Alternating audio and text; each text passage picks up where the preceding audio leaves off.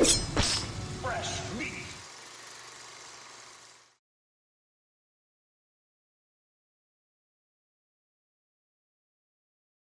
What is the value of life? How many people stop to actually ponder this question? Nowadays, I'd say not many. But what if you were forced to? What if someone peeled your eyelids way back and held a mirror up before your face? What if your very life depended on it? And what if this was waiting for your answer? I'm Special Agent Casper Bollocks of the Covert Federal Division of Unexplained Phenomena, and this is Behind the Movie Killer.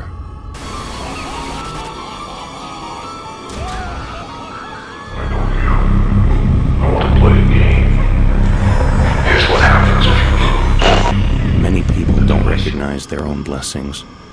They take things for granted and never stop to think how truly lucky they are to be alive. That is where he comes in. Sometimes people who need a wake-up call end up getting one in the worst way imaginable. He's called the Jigsaw Killer due to the elaborate means his victims have met their end. To him, it is some sort of sick game, and because of his mounting body count, it was time for me to play. I joined the investigation of the Jigsaw Killer the moment Amanda Young became the first of his victims to actually survive a trap. I listened in as she gave her testimony of the method of Jigsaw's madness. Her story was horrific. Jigsaw chose Amanda because she was a drug addict. What she endured was something akin to the lowest depths of addiction hell. Yet, despite her whole sick story, it was Amanda's final words that hit home. He helped me. Once Amanda left the precinct, I took it upon myself to follow her. The idea of Jigsaw's only surviving victim being allowed to simply walk away didn't sit right with me. Did she have more to tell us? I ended up tailing her all the way to an old factory district on Steigen Street. Amanda entered one of the buildings. I waited a few minutes and then entered myself. It appeared to be some sort of old mannequin factory. A very creepy domicile, even for a drug addict. I began searching through the factory and came upon a room on the second floor that had lights on. I slowly peeked my head inside. This room had Jigsaw written all over it. My suspicions became 100% confirmed when I caught sight of it. The puppet of doom was staring right at me. This was all the evidence I needed. It was time to call Detective Tapp. I abruptly spun away from the puppet and was met, face to snout, with a hooded pig head. The last thing I remember was a syringe being jammed into my neck. By the time I came to, all I saw was darkness. I had tape over my mouth, and my arms and legs were in restraints.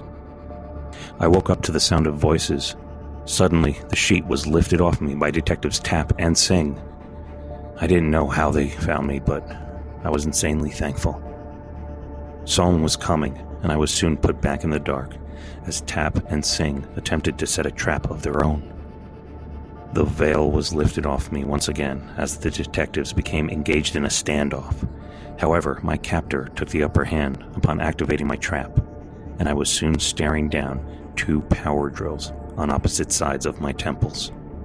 To be honest, I couldn't accurately describe what transpired next, for I was certain that my time had come. Game over. I heard 2 loud gunshots ring out, and that was it for me. The noise, coupled with the stress, made me pass out yet again. When I woke up, I was in the back of an ambulance. Detective Tapp was on the stretcher across from mine. His neck had been slashed by Jigsaw. Unfortunately, Detective Singh did not make it. We never found Jigsaw, as more of his ungrateful victims continued turning up. Amanda went missing as well. Was she one of Jigsaw's victims? Or could she have been something more?